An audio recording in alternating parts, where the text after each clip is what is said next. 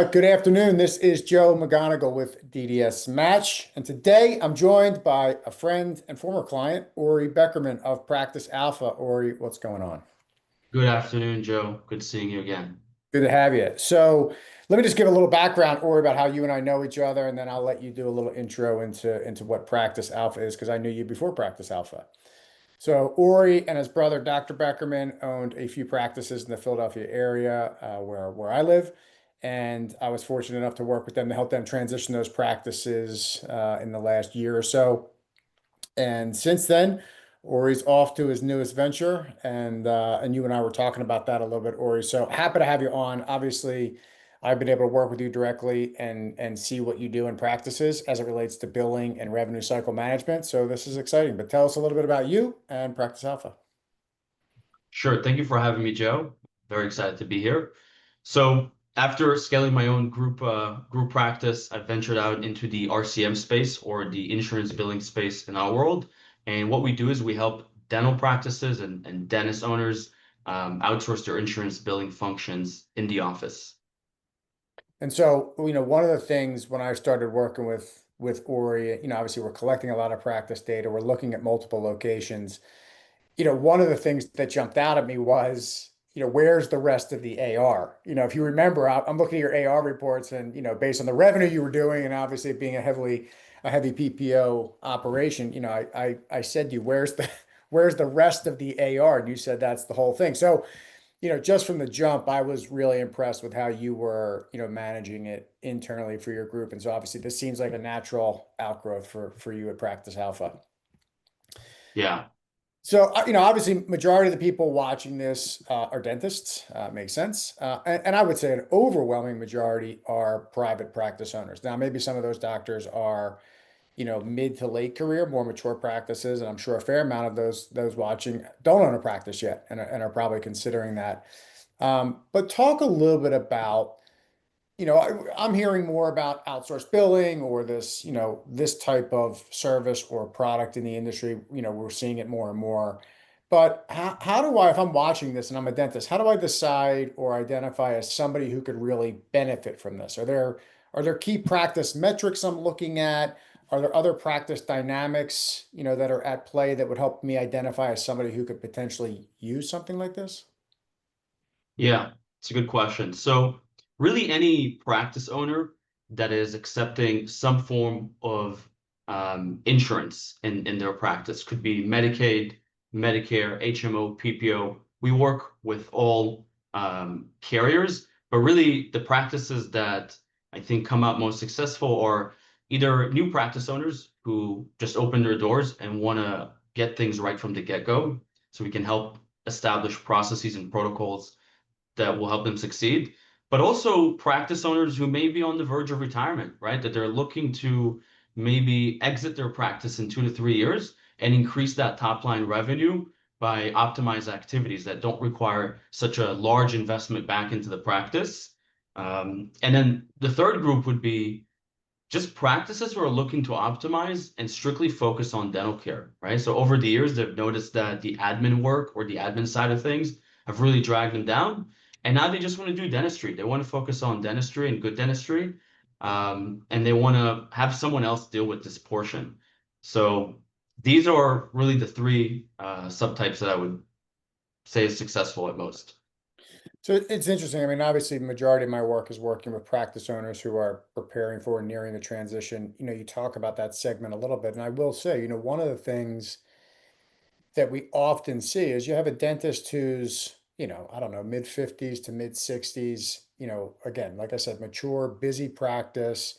And, usually that dentist is largely focused on clinical care. And, there's always elements in a practice that can get kind of away from you a little bit. And AR or revenue cycle management, patient credit balances, oftentimes seems like one of those, right? We kind of see these, current 30, 60 day, 90 reports, and maybe, the current 30, 60 look reasonably normal, but that over 90 bucket is really growing over time. And when I talk to a doctor and say, hey, you've got $250,000 in over 90, do you have an idea of what's driving that? Very rarely, do I get an answer. And oftentimes the owner is surprised.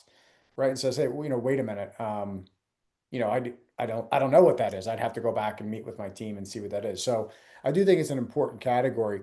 Are there key metrics that you look for in these buckets where a practice can say, hey, I'm doing well, or here's a metric that's kind of out of whack for me? Like how do I guess what do I look at as a practice owner and how do I diagnose whether or not, I'm in range or not? Like we have a range for staff salaries, we have a range for rent, we have a range for variable Benchmarks. expenses. Like what are some benchmarks in this bucket? Yeah, so this is where the conversation around KPIs or key performance indicators or benchmarks comes into play. And I think over the years, we've been hearing more and more about KPIs and benchmarks in the dental space, um, just because things are getting a little bit more competitive.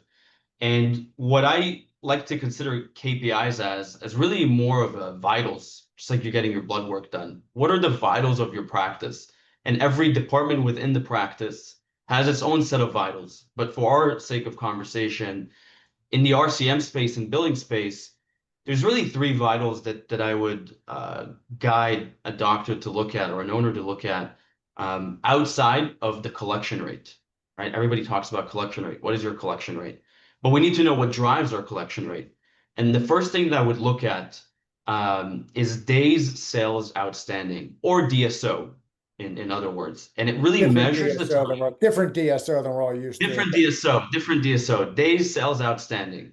It measures the time it takes your office to receive money from the insurance carrier once you submit the claim. And the vital that we want to be at, right? The target number we want to be at is 21 days or less. So from date of submission to payment date, we want that to be less than 21 days. Why is that important? It means that we're getting paid quickly. It means that we don't have money sitting out there waiting to be processed. And we want our billable work to be converted to cash so we could deposit in the bank and apply to our business. The second thing I would look at is outstanding claims, right? And that's a measure that's going to tell us how many claims are aging, right? How many claims have not been paid? Because what we know from our experience, and this is more of a general guideline, is that claims have about a year's worth of expiry. Meaning, if you haven't processed the claim within a year's time since date of service, sorry, it's not going to get paid. This is going to vary from insurance to insurance company, but we want to make sure their outstanding claims is as little as possible, and we're on top of our claims that have not been paid. And then the last thing, and probably least spoken about, but most important, in my opinion, is our clean claim submission rate, which measures out of all the claims that we submit every month, how many of them bounce back, or meaning get denied due to having a missing narrative or missing attachment or missing image. How many of them come back as dirty? And the reason we track this is because we want to be efficient in our man hours. We want to make sure that when we're sending out a claim, we're doing it once, we're doing it correctly, and we're getting paid for it. So those three indicators, three vitals, day sales outstanding, outstanding claims, and clean claim submission rate are the first three things I'd look at outside of your collection rate. That's going to drive everything in your practice. Sounds good. So, as I'm listening to you, outsource is a word that either you or I have used a couple times here, and I think that dental practices are still very hands-on. Everybody works in the practice. So as I think about outsource, can you define kind of what that means and what the expectations should be if I'm a practice owner and I'm concerned about that word outsourcing? Yeah, I think that the word outsource definitely has gotten a negative connotation over the years for valid reasons in different industries. But when we talk about outsourcing, um, at least at Practice Alpha and on the RCM side, we're talking about US based billers. These are individuals who've held key positions in dental offices, either as an office manager or a treatment plan coordinator. So not only do they understand how a US-based dental practice works, they're familiar with the entire constellation of US-based insurance carriers. They understand the clinical workflow, but they also know what is happening on the back end.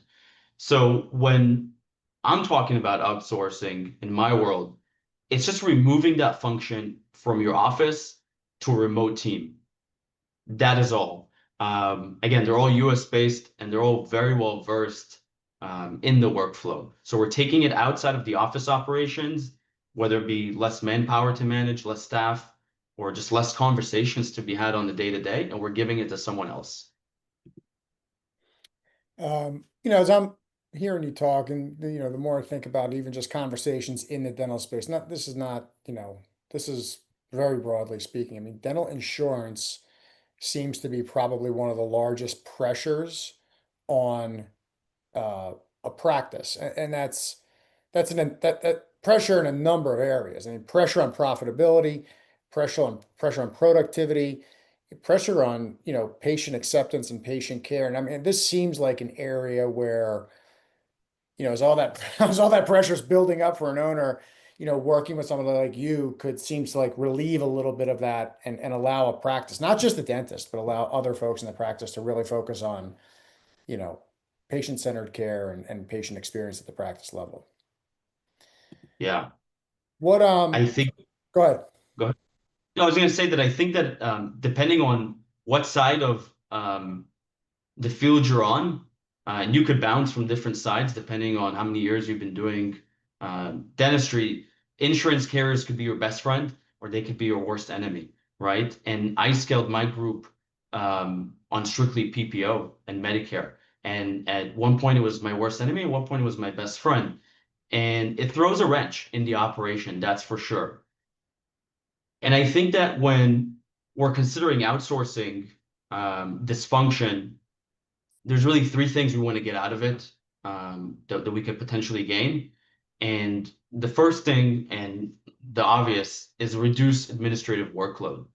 It takes a lot of the day-to-day administration of following up with insurances, calling up the insurance carriers, dealing with appeals or unpaid claims, takes that out of the day-to-day and gives your staff the opportunity to be way more attentive and present in the office when patient check in, when patient check out, gives you an opportunity to really provide world-class customer service in a dental office, not just in and out, get your treatment and then you leave with another appointment. We're giving our patients something a little more that they look forward to coming back to.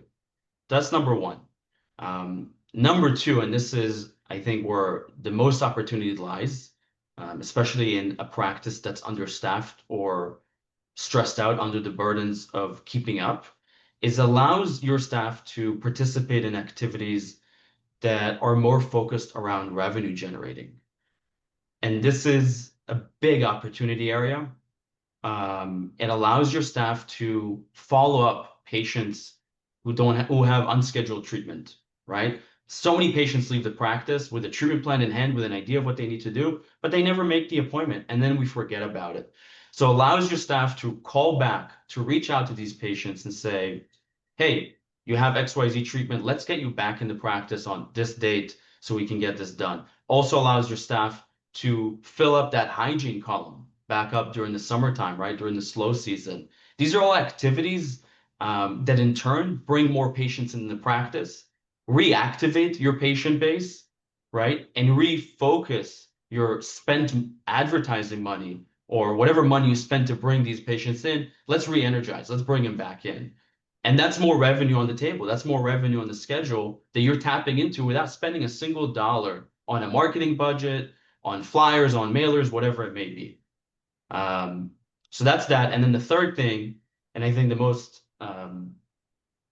important of what we're doing, at least my goal here, is to improve cash flow. And we're doing that by improving your collection rate through optimized claim submission.